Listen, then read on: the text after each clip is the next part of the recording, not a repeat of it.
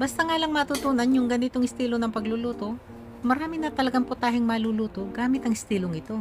Sa paggigisa, gamit dito yung malakas na setting ng apoy. Pagka mainit na yung mantika, ilagay na yung bawang at giniling na karne. Gisa-gisahin lang hanggang sa hindi na ito mukhang sariwa.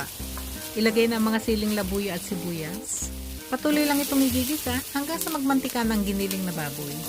Bagoong naalamang ang pang-aalat ko dito. Igisa ng 1 minuto. Ngayon, ilagay ng kamatis. Lutuin ng 1 minuto.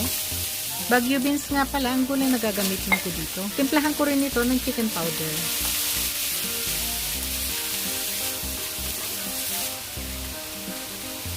Maglalagay din ako dito ng liquid seasoning. Halu-haluin lang, saka na ito tikman para may husto ang lasa. Sarap! Ngayon, ilagay na ang pampalapot. Pinaghalong cornstarch at tubig lang ito. Lutuin na lang ito ng mga nasa 1 minuto. Yan na oh! Ready to serve!